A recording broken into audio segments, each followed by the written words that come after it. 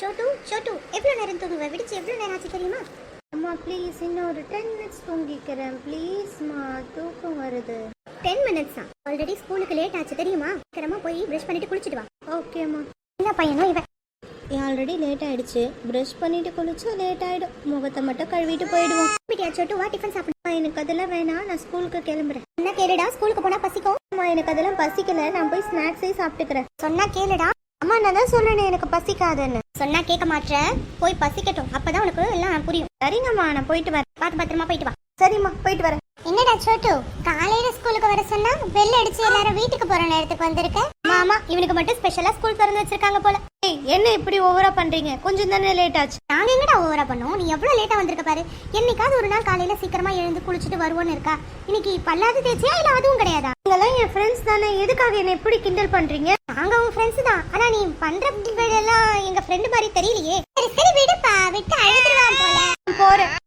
ஆமா நாங்களும் வீட்டுக்கு போக தான் போறோம். என்ன சோட்டு சீக்கிரமா வந்துட்ட போல. ஆமாமா வந்துட்டேன். எப்பயும் ஃப்ரெண்ட்ஸோட அரட்டை அடிச்சுட்டு விளையாடிட்டு லேட்டா தானே வருவேன். காலையில லேட்டா போக, சாயங்காலமும் லேட்டா தானே வருவேன். அதிசயமா சீக்கிரம் வந்துட்டு. அதெல்லாம் ஒண்ணும் இல்லம்மா. ரொம்ப டல்லா இருக்க. காலையில திட்டு வாங்கினப்ப கூட இப்படி இல்லையே. ஒண்ணும் இல்லம்மா, என் ஃப்ரெண்ட்ஸ் இருக்காங்கல்ல.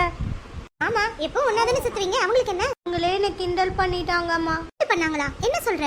ஆமாம்மா, நான் காலையில குளிக்கிறது இல்லையா, அப்புறமா சீக்கிரமா எழுந்துக்கிறது இல்லை, இன்னைக்கு பல்லாது தேய்ச்சியா அப்படி இப்படின்னு ரொம்ப பேசிட்டாங்கம்மா. எனக்கு ரொம்ப கஷ்டமா இருக்கு. கரெக்டா தானே சொல்லியிருக்காங்க. காலையில சீக்கிரம் எழுந்துக்கிறது கிடையாது, நைட்டே குளிச்சுட்டு படுத்துடுற. ஆமா பிரஷ் பண்றதும் அரைகுறையா தேய்க்கிற, அதெல்லாம் பல் தேய்க்கிறது கணக்கே வராதுடா. என்னம்மா நீங்களும் அவங்கள மாதிரியே பேசுறீங்க, எனக்கு கஷ்டமா இருக்கு. உண்மைதான்ப்பா, காலையில சீக்கிரமா எழுந்தா நம்மளுடைய வேலைகளை பொறுமையாவும் நிதானமாவும் இன்னும் சொல்ல போனா சிறப்பா செய்ய முடியும். அதுக்காக தான் சீக்கிரமா நேரத்துல எழுந்துக்கலாம்.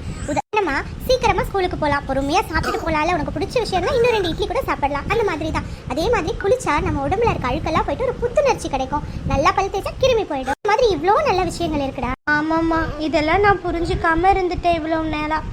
இன்னும் டைம் இருக்கு, இப்பயாவது புரிஞ்சுக்கிட்டே. அவ்வளவுதான், போயிட்டு கை கால் முகம்லாம் கழுவிட்டு வா. நான் போய் குளிச்சுட்டே வரேன். காலையில குளிக்க மாட்டியா? அம்மா சரி சும்மா சொன்னேன் போ, நான் உனக்கு பிடிச்ச ஸ்நாக்ஸ் எல்லாம் எடுத்து வைக்கிறேன்.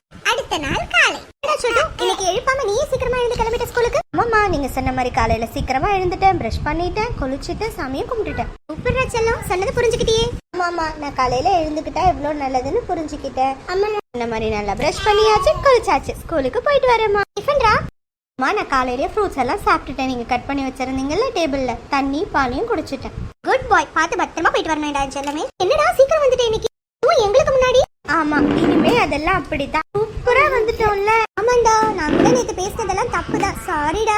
சரி விடு, நீ பேசுறது ஒரு விதத்துல நல்லதுக்கு தான்.